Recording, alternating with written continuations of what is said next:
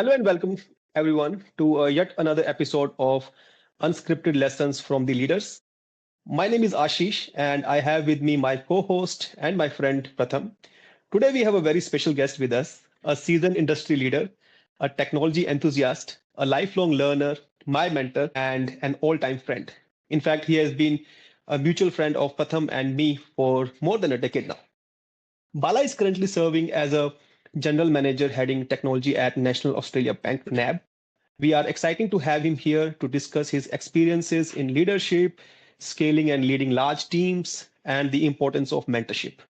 Pratham and Bala, would you like to add anything before we dive into the discussions today? Thank you so much, Ashish, for the wonderful introduction and such kind words. It's so good to be in now back again in touch with you and Pratham, right, after a very long time, right? Thank you so much for Yes. inviting me.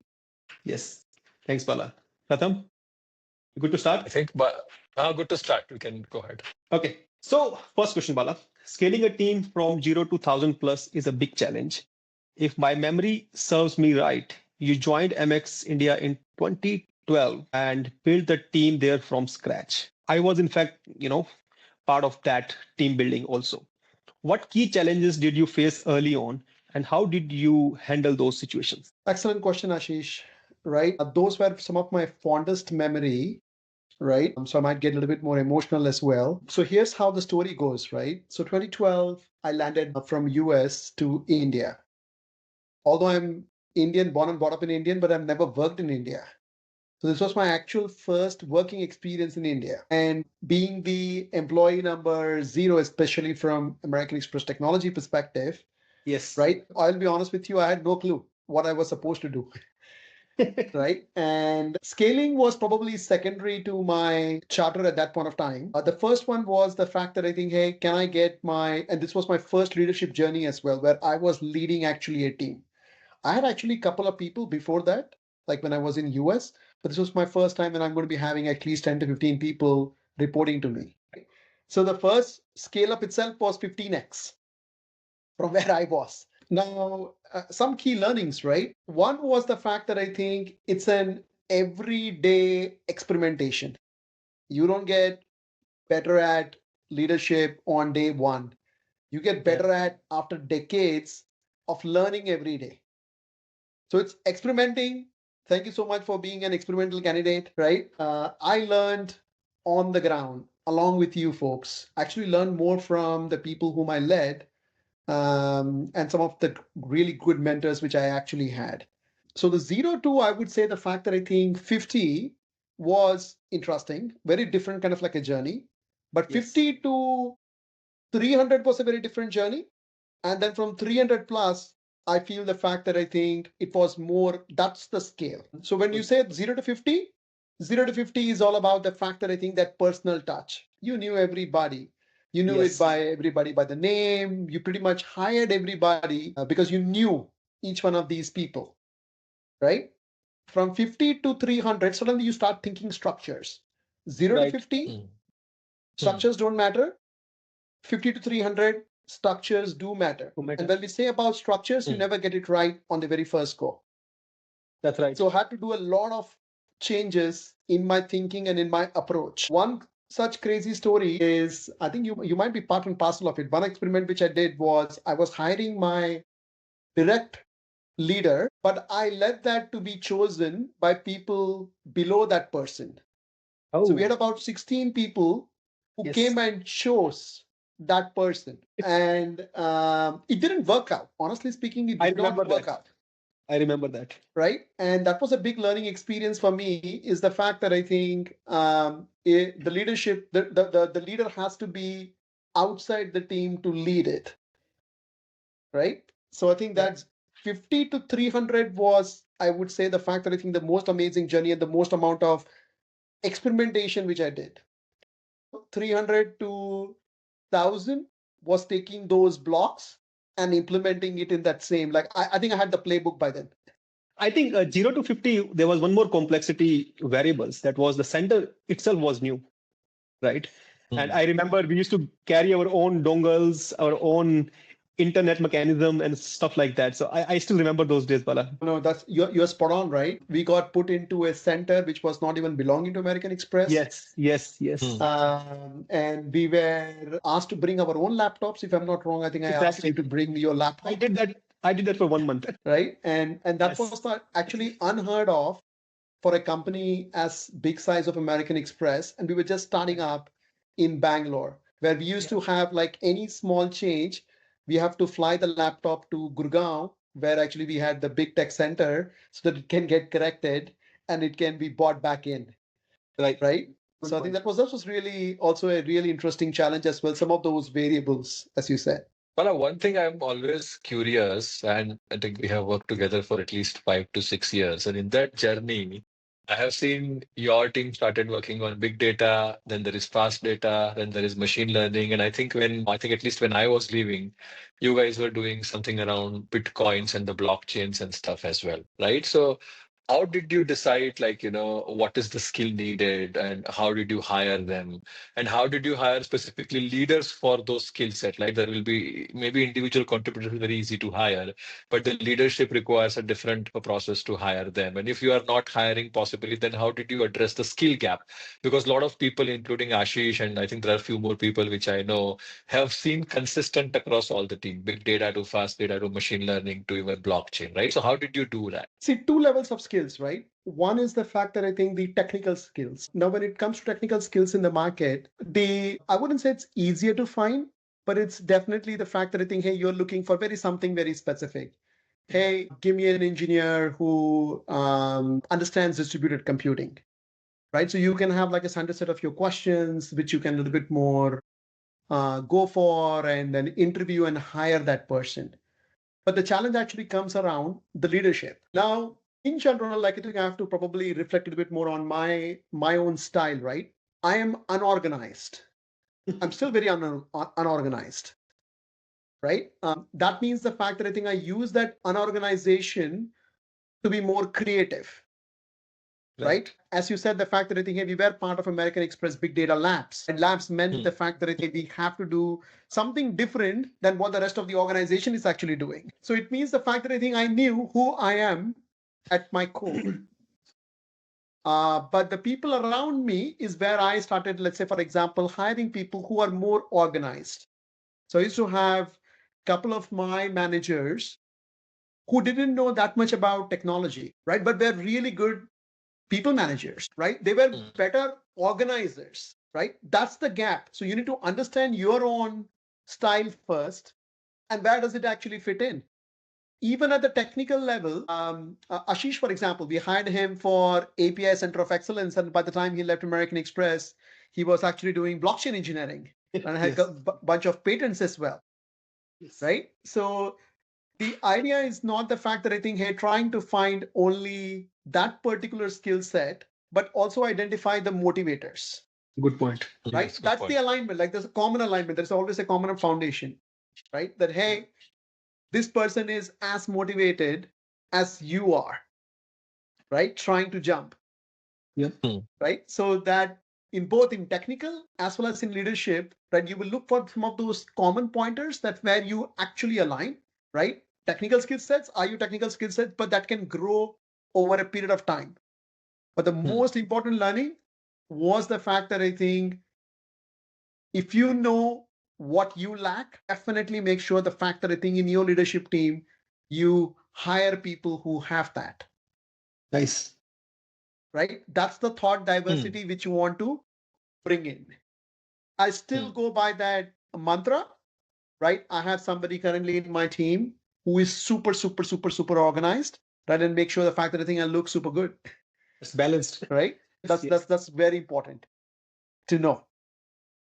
Good, Bala. Retaining employees and fostering a positive culture during rapid growth is tough. I think you have also experienced that. What strategies did you use to keep people valued, engaged, and connected? Especially, if I remember when you were hiring in Bangalore, it was all from very diverse backgrounds as well. So how these kind of multiple complex variables made your job tough? Well, rather than tough, I would say that it made it interesting. First of all, Bangalore itself is a melting pot. Yep. right? So we have people from all parts of India, from southern part of India, eastern part of India, northern part of India. And I myself coming from central part of India, at least, although I was born and brought up in central part of India, but I'm from southern part of India. So I can speak both languages, right? So I'm able to seamlessly a little bit more connect. So Bangalore being that melting point was really good.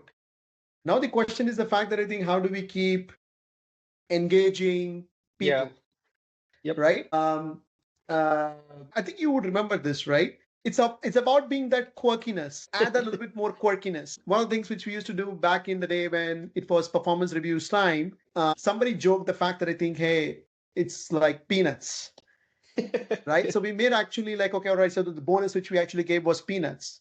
From there came the quirky idea, the fact that I think, hey, why don't we actually on every performance review time, we will serve peanuts and we will serve laddus because some people get Yes. laddus and some people get peanuts, right? I still That may remember, not be I still have the photo, Bala. I still have the photo where I think in one of the conference room, you, me, I think few other people from Big Data Labs were having laddu in the hand, and I think we have taken that photo. exactly right. Okay. I think that's about like I think how you're going to be connecting to people even during those little bit more of like that tough times. Yep. Right?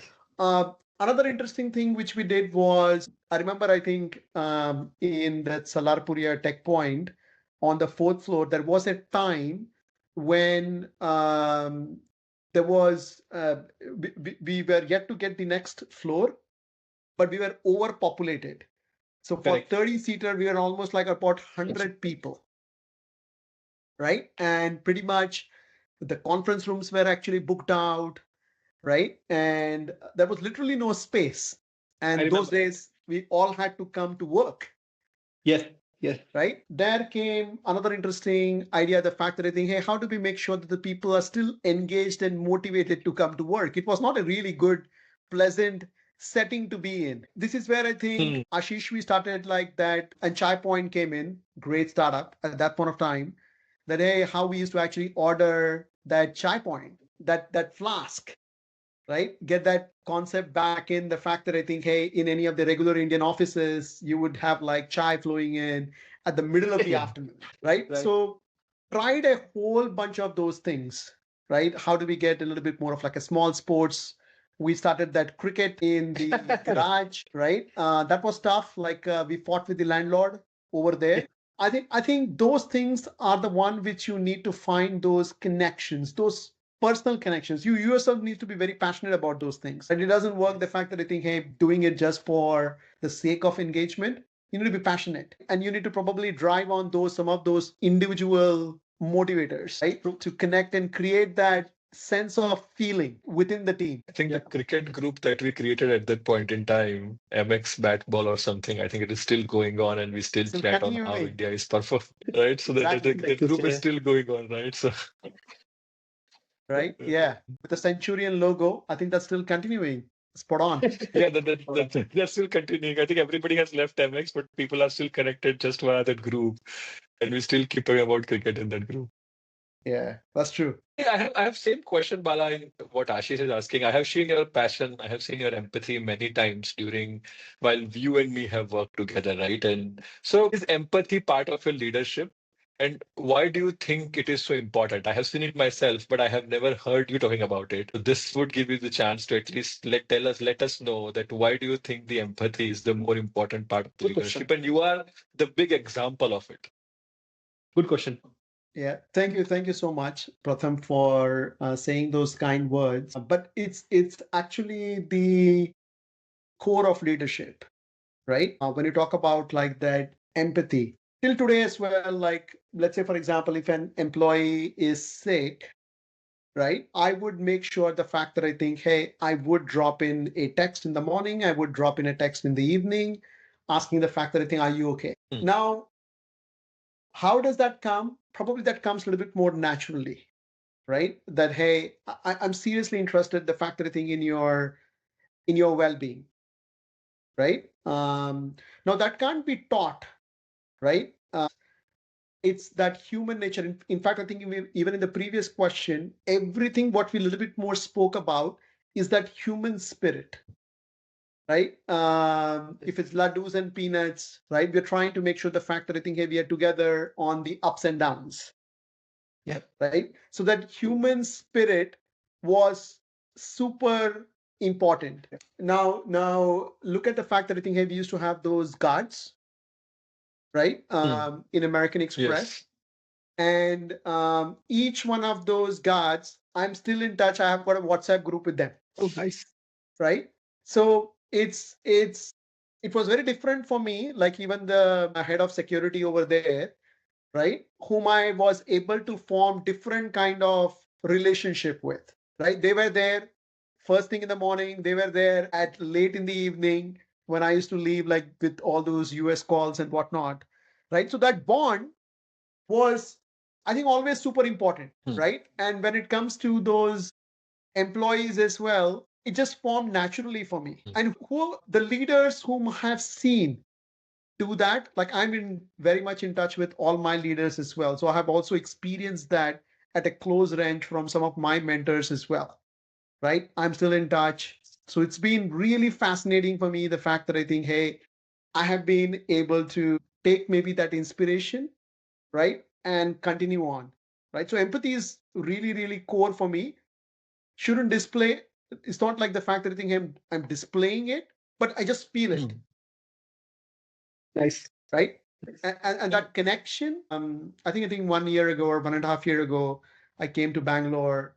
I just messaged the fact that I think, hey, whoever is actually a little bit more free, let's meet and catch up. It was good to see like so many people actually turned up, right? So that continues. Pratham, I don't know how to better explain this apart from some examples, is super important because after I think our work, this is the relationships and these are the bonds which will actually continue. No, I have seen it, Bala. I have seen you putting it into action. But it is hearing it for the first time. I think it refreshes a lot of memories that I think things that you have done when me and Ashish were working. So yeah, I totally agree. I have seen you doing it, and I think you are the right example for that as well. Oh, thank you. All right. So, Bala, you touched upon mentorship, and I think it's a really important aspect, right? And I would like to see your advice on how to find the right mentor. Why I'm asking this is because mentorship is a mutual relation, right? Sometimes you want to mentor someone they may not be ready. Sometimes you want a particular mentor to be your mentor, but they may not be ready, right? So how to find the right mentor actually, and what's your advice on that? I think finding a right mentor, the first step would be the fact that I think you deeply understand the fact that I think about yourself first.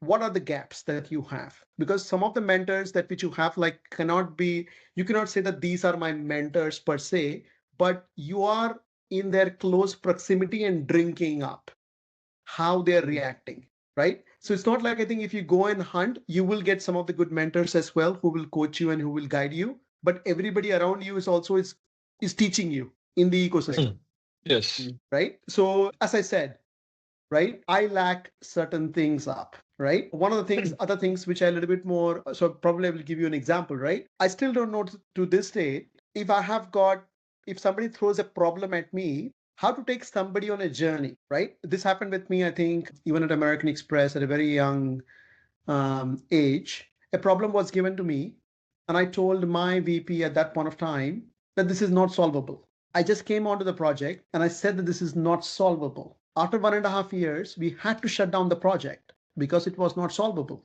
My VP called me into the room and told me the fact that I think, hey, I need to bring everybody on the journey. The problem is not the fact that I think, hey, we spend so many $1 million in arriving at the same result what you told the day one. Is that now everybody was on that journey and everybody learned from it.